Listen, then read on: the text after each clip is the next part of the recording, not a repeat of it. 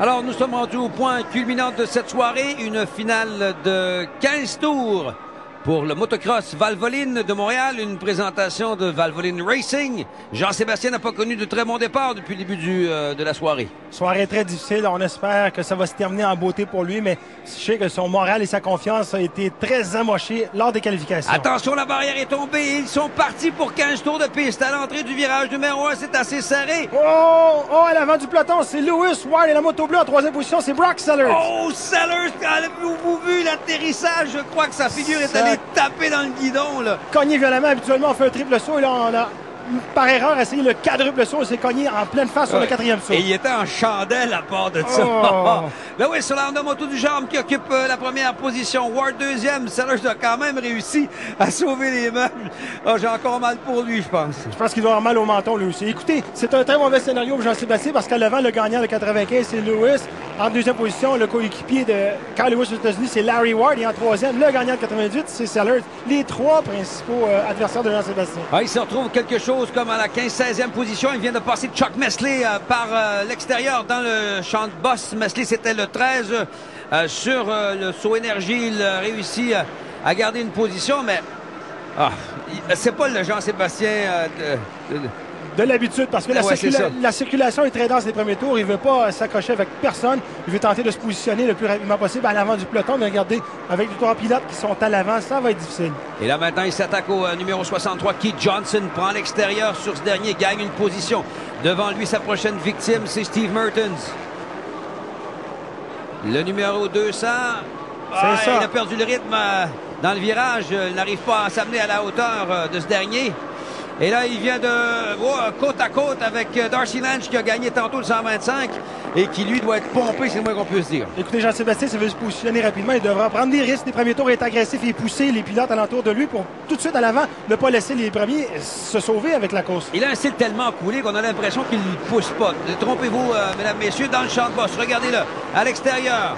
Est-ce qu'il sera en mesure de passer Lange? Non, ce dernier lui résiste. Bon passage pour les deux pilotes parce qu'on a vraiment flotté. On a fait une belle section lors de la planche à laver. Larry Ward, toujours en tête. Ouais. Et attention! Presque contact avec...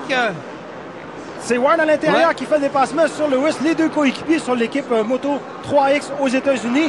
On regarde à l'arrière et on fait un signe à son coéquipier aussi en même temps. La gestuelle en dit long. Larry Ward qui dit à son coéquipier. La deuxième, c'est parfait. Reste là. Exactement. 15 tours, on va s'amuser. Brock Sellers toujours en troisième position. Dohan avait pris un bon départ, mais là, il est rétrogradé un petit peu dans le peloton. Oh, quel saut, là, du numéro 20, Lange, qui s'accroche avec Clark et amène avec lui Mertens. Qui fait sortir carrément Mertens à la piste. Et Jean-Sébastien, lui, en a profité pour prendre quelques positions. Lange, là, qui belle prestation 125 cc, mais en 250, là, c'est plus difficile. Regardez, c'est Mertens qui n'effectue pas le double saut à l'arrivée. Et là, lors de la montée, il accroche l'aura arrière de Ryan Clark, qui, lui, carrément pousse Steve Merton à l'extérieur du circuit. Il s'est fait mal à un coude, on l'a vu regarder dans cette direction en tout cas. Alors, le dossard numéro 101, il va toujours d'une belle première position après avoir pris la mesure de Lewis. Et il s'agit bien sûr de Larry Ward. Les deux pilotes à l'avant du peloton, tous deux sur une 450 Honda et Lewis qui vient de lancer sa moto par terre. Des fois, il y a des gens qui voulaient hésiter du choix de moto de Jean-Sébastien. On voit que les deux motos à l'avant du peloton, deux Honda 450cc, 4 temps. Sur la moto triple X, il est au sol, le dossard numéro 101. Lui roule ce pilote qui est de Florence, en Caroline du Sud, sur une Honda Moto du Charme, également de l'équipe triple X, comme l'a mentionné Carl un peu plus tôt. Brock Sellers, le dossard numéro 118, ça mène maintenant en deuxième position. Et habituellement...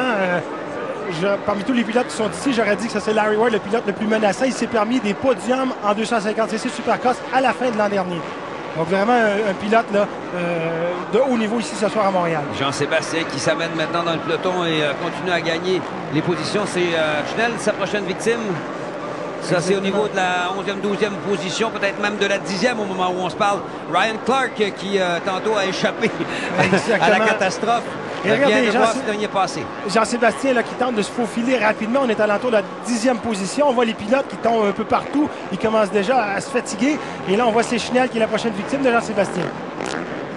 Dans le champ de boss où il est particulièrement rapide, vous l'aurez constaté.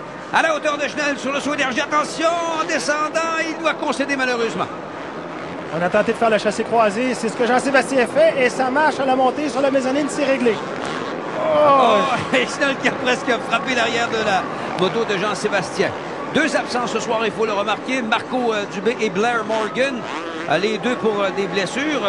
Côté du tendon d'Achille, pour ce qui est de Marco Dubé, une convalescence qui durera quand même un certain temps. La bataille est loin d'être terminée. Mais c'est pas terminé, qui reprend son dû sur Jean-Sébastien Roy pour la 10e position. Regardez, on jette un coup d'œil à gauche vers Jean-Sébastien et il se positionne de l'autre côté de Schnell encore. Ligne différente là, pour s'amener sur ce saut. Ça n'a pas plus fonctionné pour le pilote d'Actonville, de la ville d'Actonville. Il faut le mentionner, c'est pas si petit que ça. Parce que McDo. Alors, à l'entraînement, on l'a très bien vu. Oh, il a calé encore! Encore une fois, au même endroit, lors de la qualification, Jean-Sébastien qui cale sa moto. Encore une fois, bon, encore une fois, j'ai eu peur pour quelques secondes. Oui, il doit prendre 4 ou 5 positions pour retourner aux alentours de la 15e. Là. C'est vraiment pas sa soirée. Je sais pas si c'est la confiance depuis le début de cette soirée qui fait qu'il a affecté ses performances, mais c'est pas le Jean-Sébastien qu'on voit habituellement. Non, et on a vu que Tommy Lemieux avait abandonné là, sur le bord de la piste. J'ai entrevu le temps d'une fraction de seconde. Le numéro 55, c'est malheureux. Mais là, c'est le Sellers là, qui se rapproche de Larry Ward qui avait creusé l'écart après avoir dépassé Lewis. Mais là, peut-être que c'est le physique qui est usé un petit peu plus. La finale la tire à sa fin. Et on recommence, hein? Excuse-moi, Chuck Messley. Encore on avait une doublé fois. tantôt. On recommence à nouveau.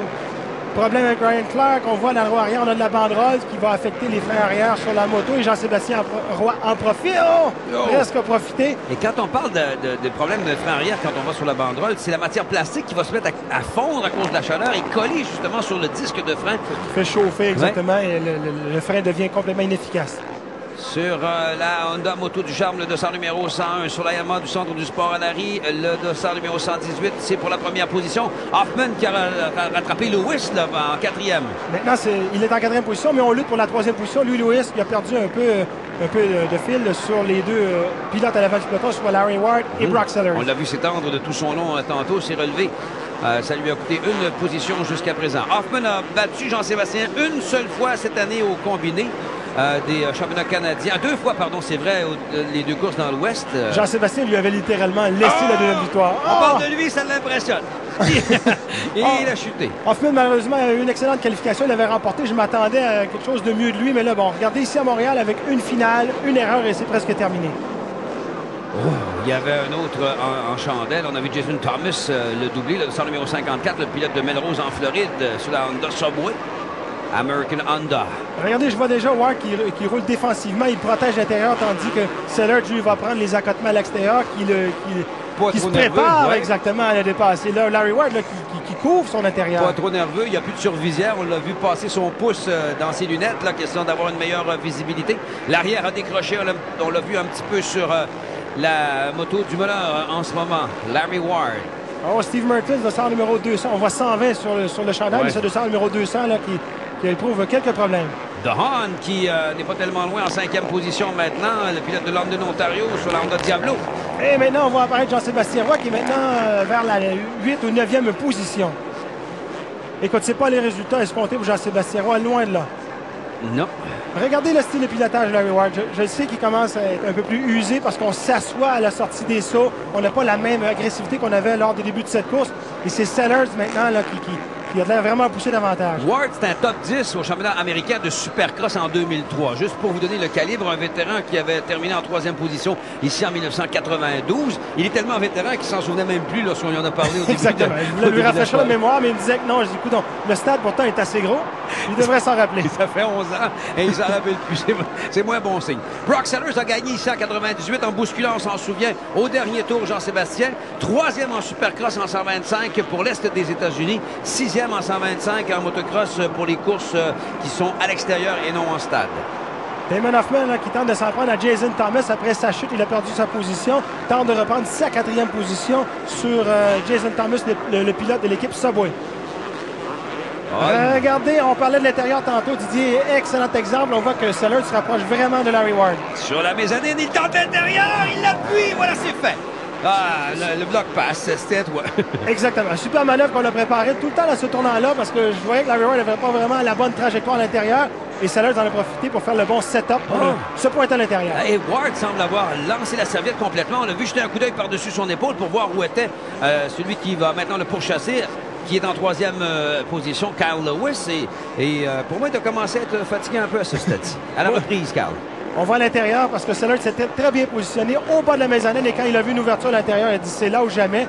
Et on voit Larry Ward, là, on parlait, moi je dirais que c'est le syndrome de Popeye qu'on appelle. Les avant-bras qui sont complètement pompés. On est vraiment pas si à l'aise ensuite de ça pour piloter. C'est drôle parce que Sellers avait mal réussi sa sortie, mais on vient de passer sur la mezzanine. Au même endroit, on a vu ce dernier Ward avoir le même problème, l'arrière qui a décroché. Wouhou! C'est un peu erratique comme pilotage, mais ça donne quand même la première position pour Sellers. Regardez, on voit vraiment Larry Ward qui perd le rythme déjà, qui a comme laissé la voie libre à Brock Sellers. Il va tenter de retenir si c'est Kyle Lewis derrière lui ou Damon Hoffman pour garder sa position, sa deuxième position, pardon. Carl, c'est le dernier tour de piste. Le drapeau à damier va tomber dans un instant. Brock Sellers s'amène. Attention, le voici à l'arrivée.